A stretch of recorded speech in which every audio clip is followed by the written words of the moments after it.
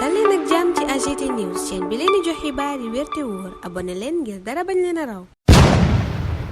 AGT News. Bismillah, jërë ngeen jëf ci ànd beeg AGT News. jàppale premier ministre Ousmane Sonko ci askanu Palestine la yéenekaay yu bari xëy yeggee ñu Le Soleil nañu solidarité dëgg la wone ca waa Gaza. moom Ousmane Sonko mi dem ca manifestation ba ñu doon amal doon leen ca jàppale moomaleb ndaje yéenekaay bi ne premier ministre bu Sénégal ñaawlu na ci li réew yu bari ne tekk ca crise booba. réew mi quotidien ne moo taxit ba mu demee ca boobaleb ndaje doon ca wone jàppaleem ci askanu Palestine moom Ousmane Sonko ma ngay ñaawlu àdduna bi ni ñu ne tekk waaye itam ñaawlu li Israël di def lim nag ñaawteef yooye yéenekaay bi ne Sonko liste les péchés d'Israël moom premier ministre mu ne ca boobaleb journal ñaawteef yooye Israël di def ca Palestine dañu koo war a dakkal. bés bi le jour ne Sonko ngay sànni roquette ca boobaleb yéenekaay premier ministre bu Sénégal gannaaw ba mu ñaawloo ñaawteef yi Israël di def ca Palestine ñaawlu na itam teekaaralug yenn réew yu mel ni Arabie Saoudite ak Qatar ñi nga xam ne ñoo waroon a boole seen doole jàppale Palestine. ñoom réewi arab yooye la ñuy def mooy organiser ay coupe du monde ak di financer ay banque juif moom Sonko mu ne Afrique du Sud moo mujjee jug def li jullit yépp waroon a def li ñu war a def nag fi mu ne ci kaw Israël mooy isolé ko maanaam ber ko beddi ko kenn bañ a tee sékkateeg moom dara. loolu la tax Vox Populi ne premier ministre Ousmane Sonko wàcc nay bomb ci kaw Israël bomb booba Libération ne ba ca njëkk mooy li mu sàkku ñu isolé politiquement Israël maanaam ber ko kenn bañ a tee sékkateeg moom dara ci wàllu politique ak wàllu jëflante. Libération jàppate loola ne Sénégal dëggal na boppam ci mbiram Palestine gi taxawaay gu leer nañ ñi taxawaay gu féete ci askan woowu ñuy néewal doole moom la nar a am fi mu ne. président Bassirou Diomaye Faye ak projet de loi ba mu yóbbu ca assemblée nationale ngir ñu tas conseil économique social et environnemental ak au conseil des collectivités territoriales les économiques jéelu ju rëy la ca jëlee samedi ndax commission des lois ba ko doon càmbar daf koo gàntal yéenekaay bi ne tey jiit ci plénière bi ñoo ngi xaar yëf yi demee noona député yi Benno Bokk Yaakaar yi booba lépp journal yégal ñu ne séminaire lañ doon amal démb ngir xool ban stratégie la ñuy doxal tey ministre de la justice Ousmane Diagne moom ma ngay fàttali député yi ca booba lépp yéenekaay ne moom magistrat la moom Ousmane Diagne moom a tribune ne moom la député yi fas yéenee jàkkaar lool tey nee ko déet li président Bassirou Diomaye Faye bëgg a def du fi amee tribune ne te Diomaye ak Sonko ña ngay bëgg a suul HCCT waaye ña ngay créer beneen institution boobale bi yéenekaay yéegee ñu kàddu ministre Balla Moussa Fofana yëkkati ne dañuy taxawal ay instance collégiale yoo xam ne acteurs yépp a cay daje di waxtaanee liy xew ci gox-goxaat yi loolaa nar a wuutu au conseil des collectivités territoriales ak conseil économique social et environnemental tasug ñaari institution yooye bés bi le jour ak ñu yeggee enjeu yi ci am yéenekaay bi ne plénière tey bi Benno Bokk Yaakaar dafa bëgg ñépp ñi far ci moom teew ca journal bi it nañu ngay séentu yeeweeg wàllu joxante loxo ni nu ko defee woon ci commission des lois noona li ñee itam maanaam ñi farul fenn journal ba ne ñu ngay séentu ñu dem ànd ak waa Yewwi waaye teewut l'informateur gis président Bassirou Diomaye Faye ci impasse maanaam mënta jàll gannaaw ba ñu gàntalee ca commission des lois projet de loi booba soxal tas